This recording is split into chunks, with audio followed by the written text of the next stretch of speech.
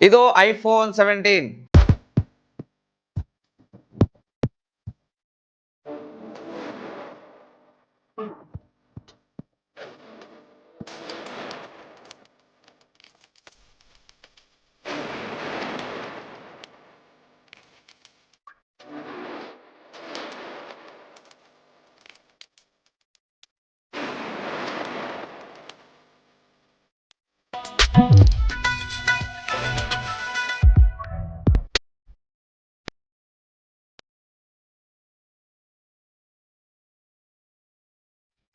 ಸ್ವಲ್ಪ ದಿನ ಹಿಂದೆ ನಮ್ಮ ಚಾನೆಲ್ ನಲ್ಲಿ ಐಫೋನ್ 17 ಪ್ರೋ ಮ್ಯಾಕ್ಸ್ ಮತ್ತು ಐಫೋನ್ 17 ಏರ್ ಕೂಡ ಅನ್ಬಾಕ್ಸಿಂಗ್ ವಿಡಿಯೋ ಮಾಡಿದ್ದೀನಿ.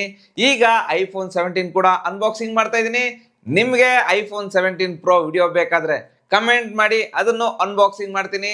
ಮತ್ತು ಈ ವಿಡಿಯೋ ಪೂರ್ತಿ ನೋಡಿ. ಹಾಯ್, ನಾನು ನಿಮ್ಮ Ravikumar from tech pro Kannada. ಈ ವಿಡಿಯೋ ಸ್ಟಾರ್ಟ್ ಮಾಡೋಕ್ಕಿಂತ ಮುಂಚೆ ನಮ್ಮ ಚಾನೆಲ್ನ ಸಬ್ಸ್ಕ್ರೈಬ್ ಮಾಡಿಲ್ಲ ಅಂದ್ರೆ ಸಬ್ಸ್ಕ್ರೈಬ್ ಮಾಡಿ, ಬೆಲ್ ನೋಟಿಫಿಕೇಶನ್ ಆನ್ ಮಾಡಿ. ಬನ್ನಿ ಫೋನ್ನ ಅನ್ಬಾಕ್ಸಿಂಗ್ ಮಾಡೋಣ.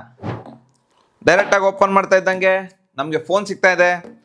ಆನಂತರ sim ejector tool, C2C cable ಸಿಗ್ತಾ ಇದೆ. ಈ ಬಾಕ್ಸಲ್ಲಿ ಇನ್ನೇನು ಸಿಗಲ್ಲ.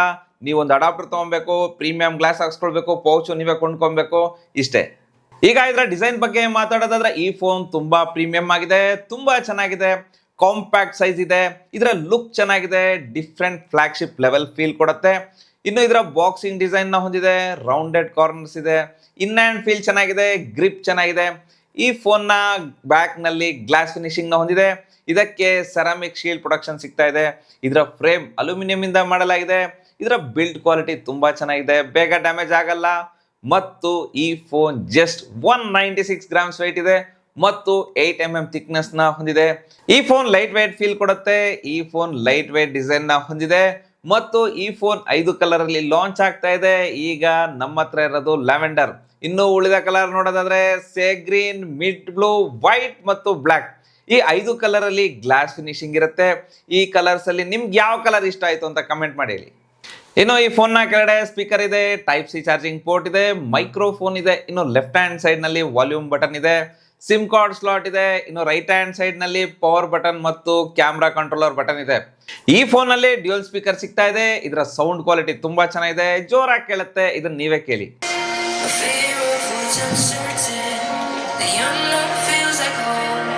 ಮತ್ತು ಈ ಫೋನ್ IP68 ರೇಟಿಂಗ್ ನ ಹೊಂದಿದೆ. ಇದನ್ನ 1.5 ಮೀಟರ್ 30 ಮಿನಿಟ್ಸ್ ನಲ್ಲಿ 100 ವಾಟ್ ಯೂಸ್ ಮಾಡಬಹುದು. ಈ ಫೋನ್ ಏನೂ ಆಗಲ್ಲ. ಈ ಫೋನ್ 256GB ಮತ್ತು 512GB ಸ್ಟೋರೇಜ್ ಎರಡು ವೇರಿಯಂಟ್ ನಲ್ಲಿ ಸಿಗ್ತಾ ಇದೆ. ನೀವು ಯಾವ ವೇರಿಯಂಟ್ ಬೇಕೋ ಆ ವೇರಿಯಂಟ್ ನ ತಗೊಳ್ಬಹುದು. ಇದು 83,000 ರೂಪಾಯಿಂದ ಸ್ಟಾರ್ಟ್ ಆಗ್ತಾ ಇದೆ.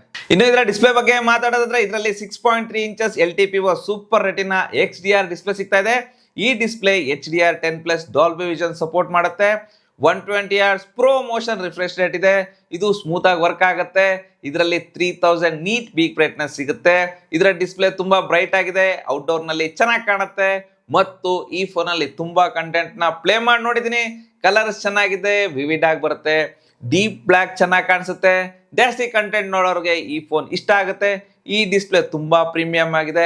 ಇದರ ಬ್ಲೆಸಲ್ಸ್ ಕೂಡ ಕಡಿಮೆ ಇರೋದ್ರಿಂದ ಇದರಲ್ಲಿ ಬೆಸ್ಟ್ ಮಲ್ಟಿಮೀಡಿಯಾ ಎಕ್ಸ್ಪೀರಿಯನ್ಸ್ ಸಿಗುತ್ತೆ.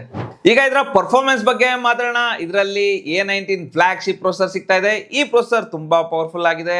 ಇದರಲ್ಲಿ ಹೆವಿ ಗೇಮ್ಸ್ ನ ಈಸಿಯಾಗಿ ಆಡಬಹುದು. ಇದರಲ್ಲಿ LPDDR5X RAM, NVMe ಸ್ಟೋರೇಜ್ ಸಿಗ್ತಾ ಇದೆ.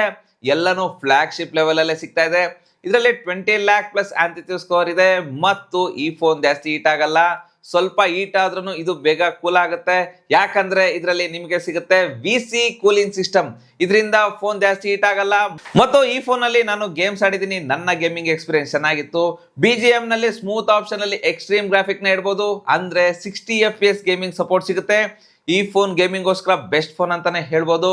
ಗೇಮ್ಸ್ ಆಡಿದಾಗ ಯಾವುದೇ ಫ್ರೇಮ್ ಡ್ರಾಪ್ ಆಗಲ್ಲ, ಲ್ಯಾಗ್ ಫೀಲ್ ಆಗಲ್ಲ, ಬೆಸ್ಟ್ ಗೇಮಿಂಗ್ ಸಿಗುತ್ತೆ. ಇನ್ನು ಈ ಫೋನ್ iOS 26 ಅಲ್ಲಿ ಬರುತ್ತೆ ಮತ್ತು ಈ ಫೋನ್ ನ 6 ವರ್ಷ ಯೂಸ್ ಮಾಡಬಹುದು.